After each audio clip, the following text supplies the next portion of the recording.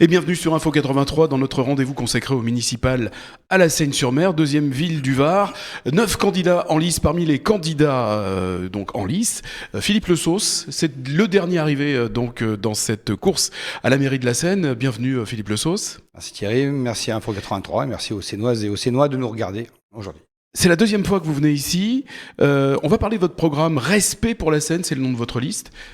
Oui, tout à fait. Respect pour la Seyne, c'est important parce que c'est mes respects à tous les Sénois. Déjà, de recevoir 9 listes, c'est important puisque ça montre qu'il y a une certaine ébullition autour de la politique. Donc, mes respects à tous les Sénois et ensuite le respect à cette belle ville et respect à l'ensemble de ses habitants. Et pour que la ville également soit maintenant respectée aussi, c'est ça ? Exactement. Cette ville doit être absolument respectée à l'extérieur. Hein, si on peut faire un petit schéma.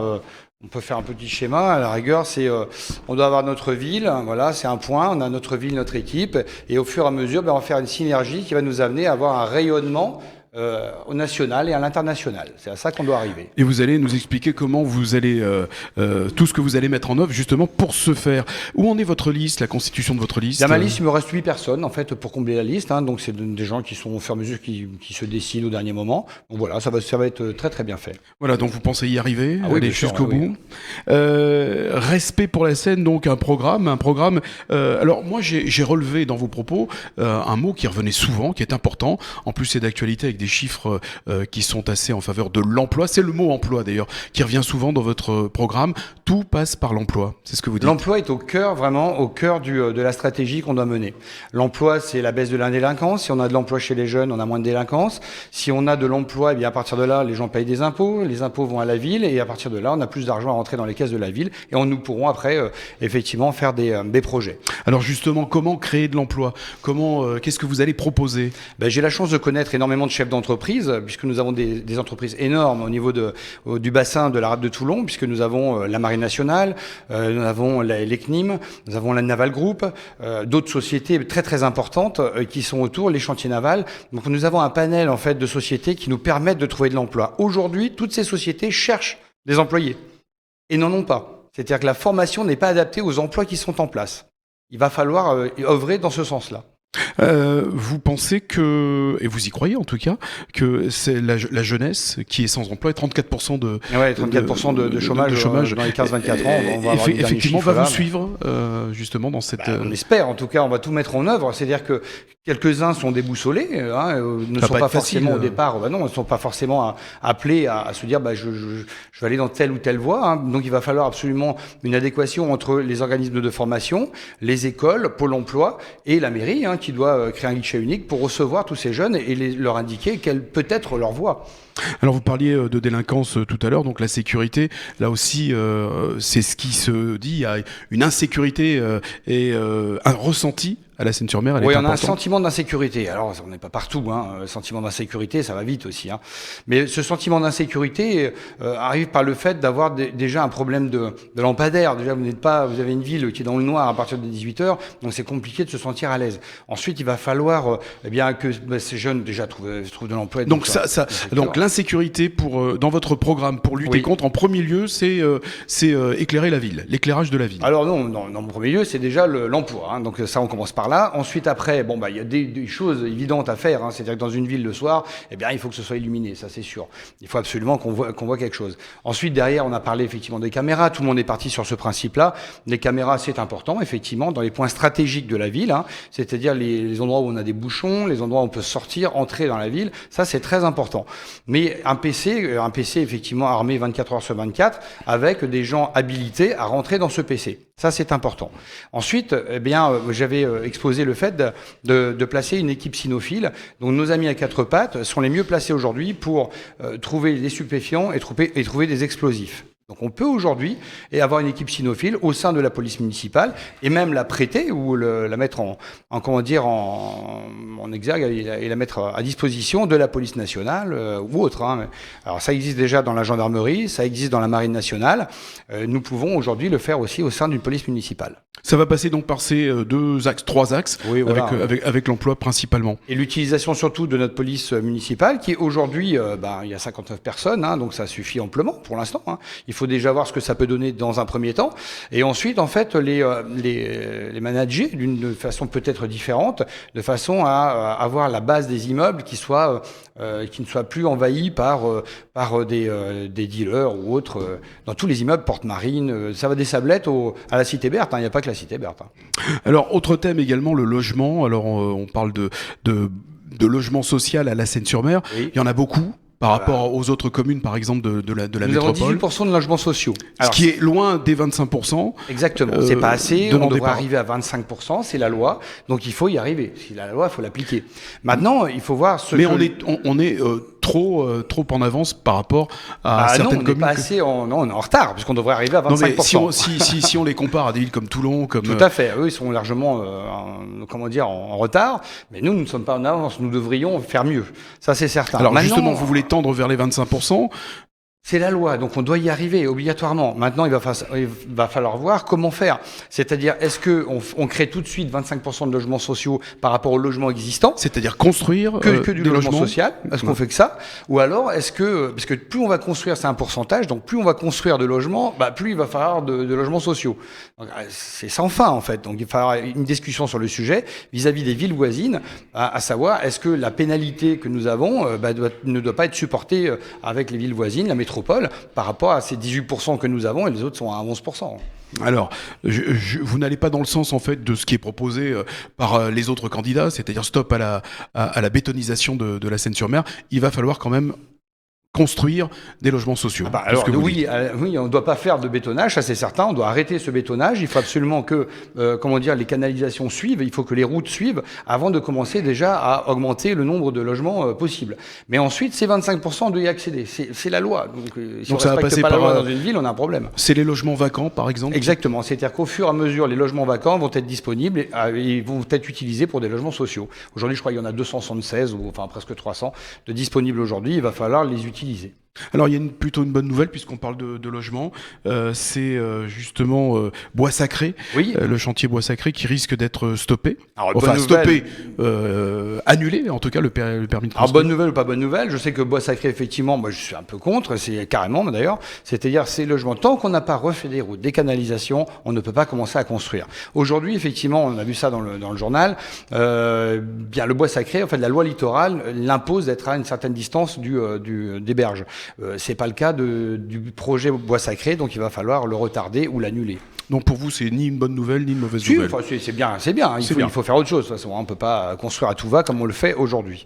Autre bonne nouvelle pour la Seine-sur-Mer, c'est justement les 40 millions d'euros qui sont proposés justement par l'ANRU pour le programme de rénovation du centre ancien. Alors, quelle est votre idée, vous, sur ce programme, sur cette rénovation urbaine ? Déjà 40,5 millions d'euros, est-ce qu'on va nous les donner en un bloc ou est-ce qu'on va les étaler sur je sais pas combien d'années? Est-ce que ça suffit? On n'a pas grand-chose comme information maintenant là. Alors ça suffira jamais assez, ça c'est certain. Par contre, effectivement, c'est une sacrée aide. Si ça tombe régulièrement, ça tombe bien, ça serait une sacrée aide. Il faut savoir que pour rénover ce centre-ville, faire venir, le rendre attractif, c'est, je l'ai dit lundi d'ailleurs lors d'une belle réunion de matin, on a fait c'est no park no business. Si on n'a pas de parking gratuit, on peut pas avoir des clients pour les différents magasins du centre-ville. Donc il faut des parkings.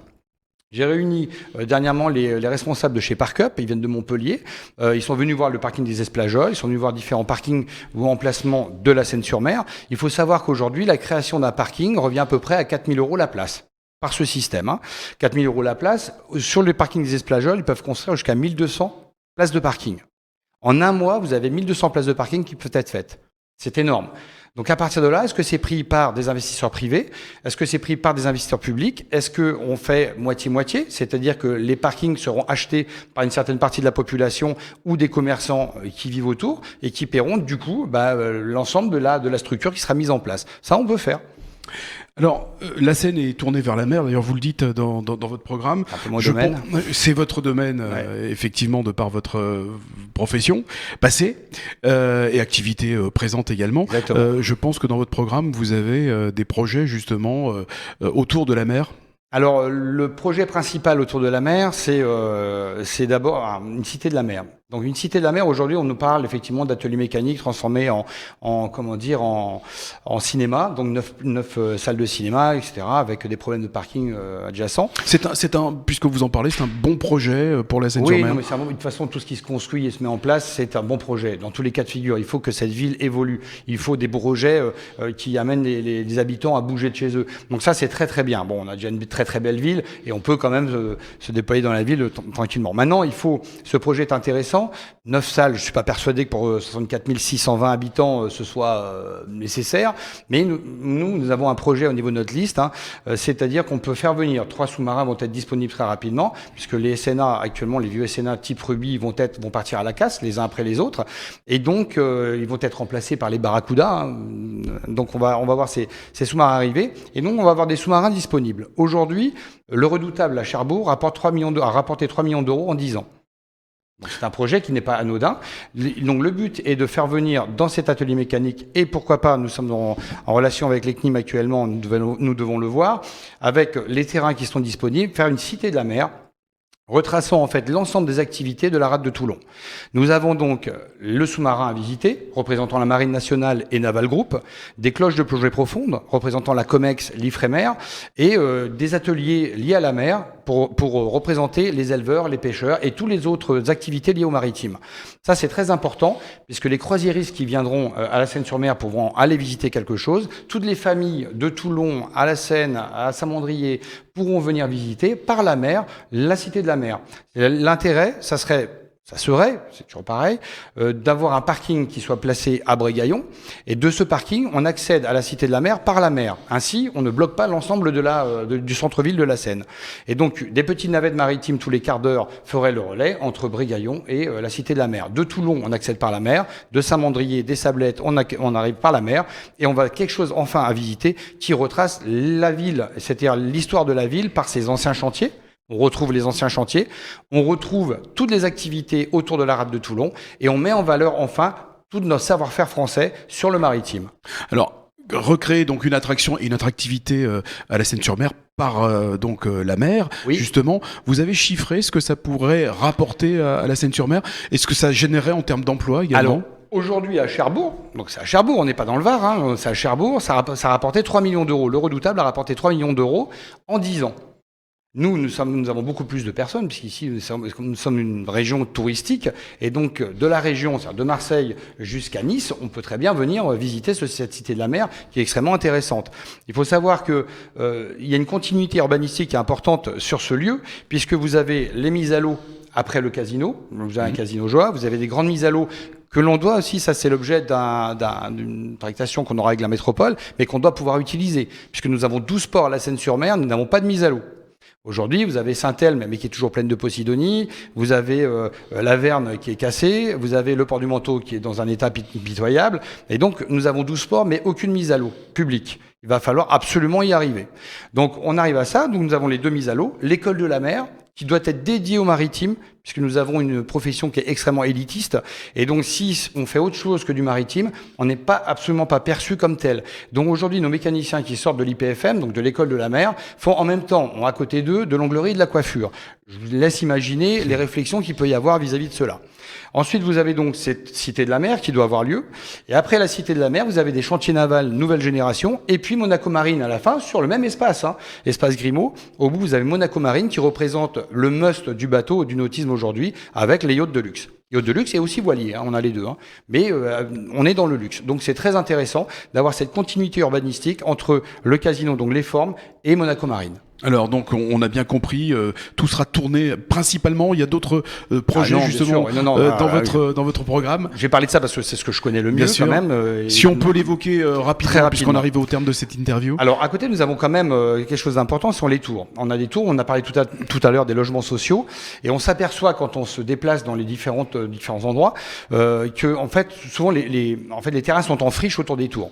Donc on se retrouve avec des terrains en friche inexploités. Aujourd'hui, on peut mettre à disposition des terrains fertiles qui peuvent être mis à disposition des habitants de ces tours, qui vont ainsi se retrouver avec des jardins potagers à exploiter en bas de leur tour. Et ça peut créer un lien social très important entre les anciens, les jeunes et un développement intéressant au niveau de jardins fertiles. Philippe Le Sauce, nous arrivons au terme de cette interview. En tout cas, on vous remercie.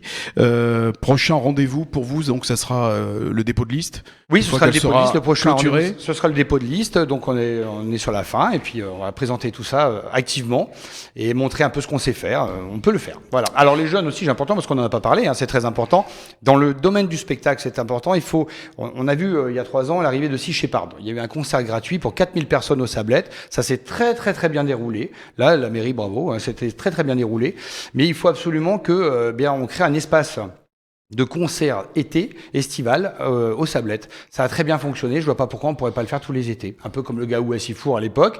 On peut faire la même chose aux Sablettes. Nos jeunes doivent rester chez nous pour s'amuser. Ils sont pas obligés d'aller à Carqueiranne ou à Bandol. Donc il faut absolument que cette jeunesse puisse trouver tout ce qu'il faut à la Seine-sur-Mer. Philippe Le Sauce, merci d'avoir accepté notre invitation. Merci. Et merci de nous avoir suivis.